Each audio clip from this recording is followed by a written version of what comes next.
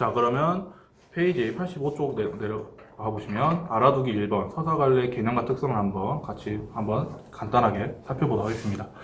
자, 서사관례는 여기 선생님이 써줬던 것처럼 허구적으로 창조한 인물이나 사건을 어떤 특정한 시점에서 서술하는 문학 양식을 말합니다. 여기서 중요한 게 뭐냐면 서사관례는 갈등을 중심으로 사건이 전개돼요. 소설은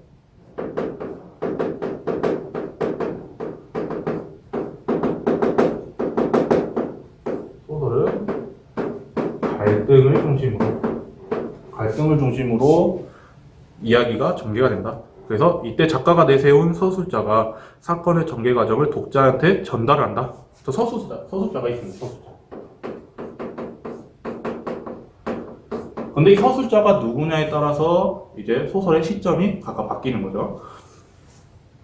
그래서 서술자가 이야기를 전달함으로 사건의 전개 양상뿐만 아니라 이를 드러내는 서술자의 시점과 태도 그리고 서술 방식도 작품의 주제를 구현하는 데 중요한 역할을 한다. 그래서 이 부분이 바로 서사관례에서 서술자의 역할이라고 볼 수 있겠죠. 우선 여기서 보시면 사건의 전개 영상, 소설의 어떤 사건의 전개 영상은 대표적으로 발단, 전개, 위기, 절정, 결말 원입니다.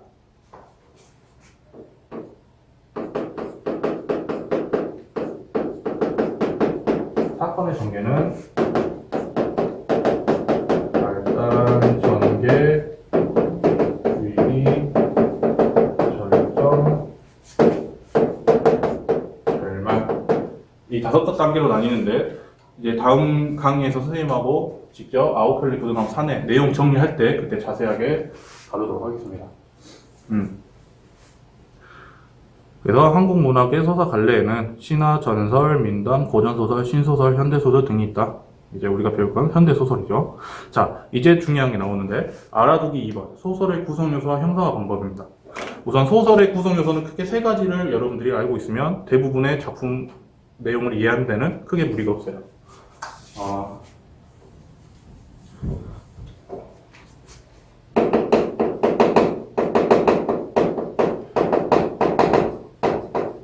자, 소설의 구성요소 여러분 많이 들어봤을 겁니다. 소설의 3요소 인물, 사건, 배경.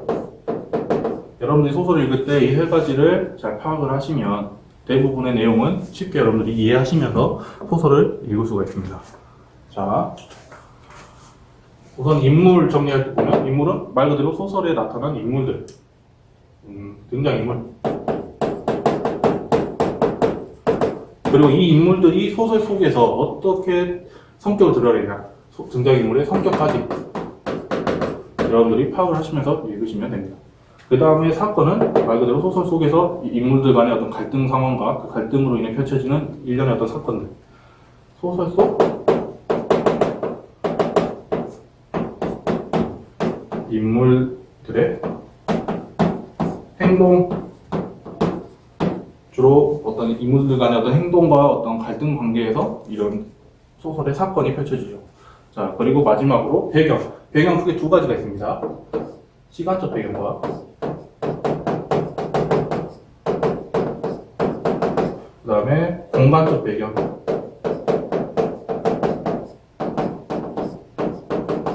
자, 시간적 배경은 말 그대로 이 소설 속에 이 사건이 일어나는 어떤 그 시간, 그걸 여러분들이 파악을 해주셔야 돼요. 예를 들면, 아웃펠리 부도남 사내 이 같은 소설은 1970년대가 시간적 배경이 될 수 있겠죠.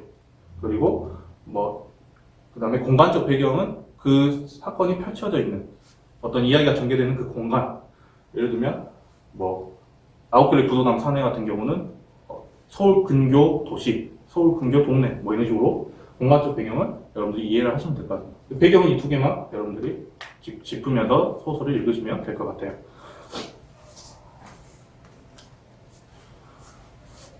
자, 그 다음에 이제 짚고 넘어갈 게 뭐냐면 소설의 시점입니다. 자, 여러분들 선생님이 올려줬던 국어 학습 자료를 보시면 1인칭 주인공 시점, 관찰자 시점 이렇게 나와 있을 거예요. 그걸 보면서 들으시면 될 것 같습니다.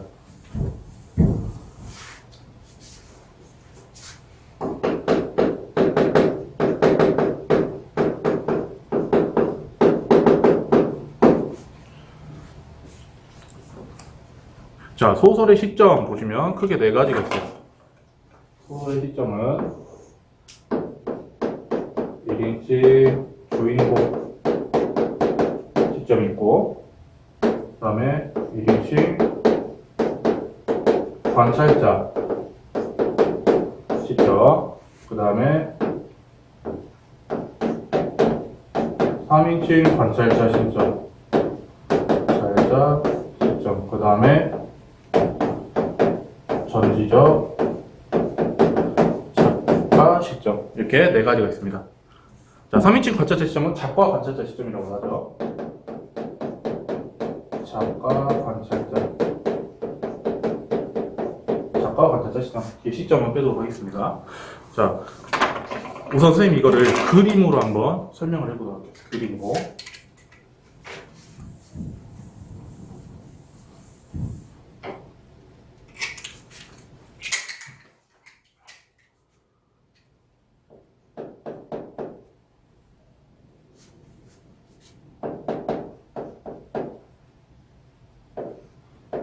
자, 이렇게 작품이 있습니다. 이렇게. 작품이 있어요. 그리고 작품 안에는 주인공도 있고, 주인공 뭐 주변 인물도 있고 그렇겠죠. 주인공 있고, 주인공, 그 다음에 뭐 다른 인물이 또 있겠죠. 주변 인물입니다. 또는 어떤 관찰자가 될 수 있겠죠. 주인공을 관찰하는 어떤 다른 인물. 작품이 이렇게 있습니다. 우선 1인칭 주인공 시점은 말 그대로 주인공의 눈을 통해서 어떤 사건이나 어떤 스토리가 진행이 되는 게 1인칭 주인공 시점입니다. 그래서 보시면 서술자인 나가 작품 속 주인공으로 등장해서 이야기를 전개하는 것. 그리고 서술자가 직접 자신의 이야기를 전달합니다. 그리고 자신의 어떤 생각, 자신 머릿속에 나타나는 어떤 생각들, 이런 것도 표현을 하겠죠. 그리고 그거를 직접 독자들에게 설명을 하고, 그래서 독자에게 친근감과 신뢰감 준다. 독자가 매우 거리가 가깝죠. 자, 그 다음에 서술자가 자신의 입장에서 전달하기 때문에 전달하는 내용이 매우 주관적이다.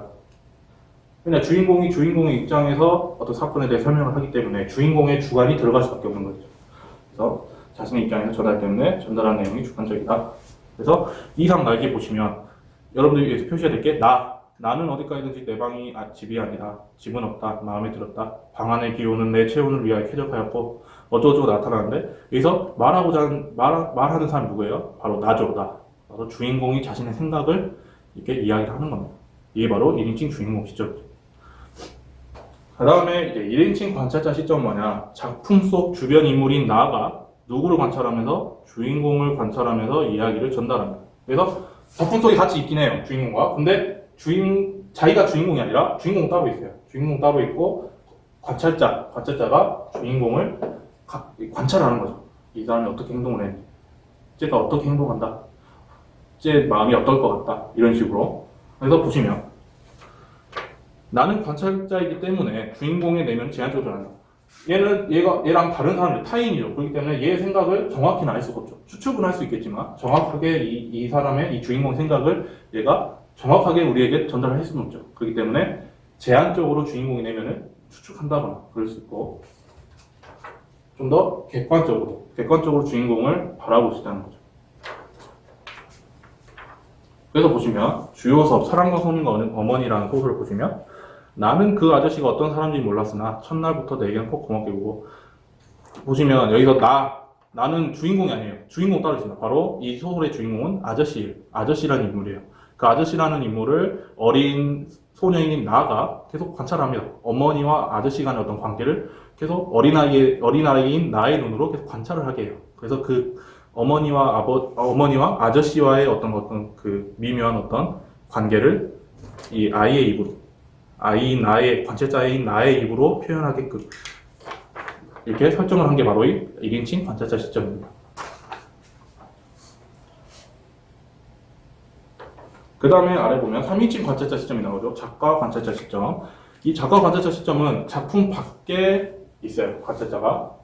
그래서 자, 그림 그려보면 이걸 사다리라고 해서 사다리.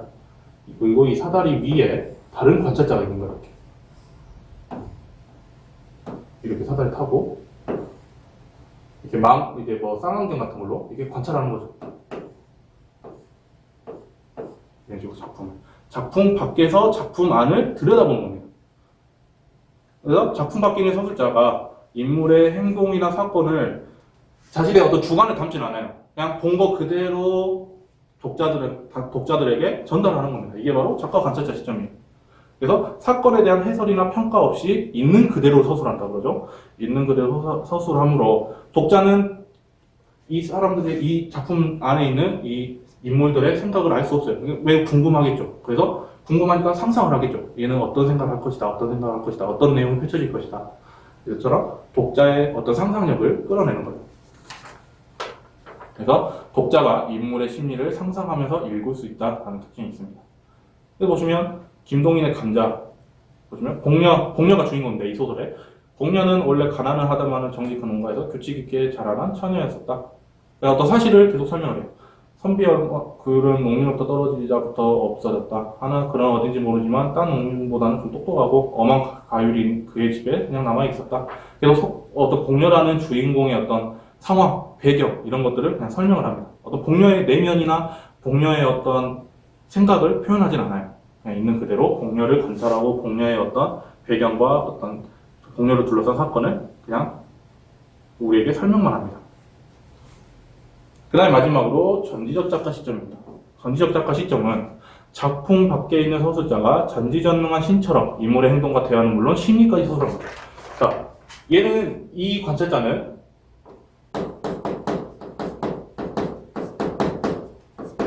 이 3인칭 관찰자는 그냥 작품을 그냥 이게 관찰만 합니다. 관찰만 해요. 이 사람 자기 자신만의 어떤 생각을 드러내지 않아요. 하지만 전지적 작가 시점은 여러분 쉽게 생각하면 신이라고 생각하시면 돼요. 신.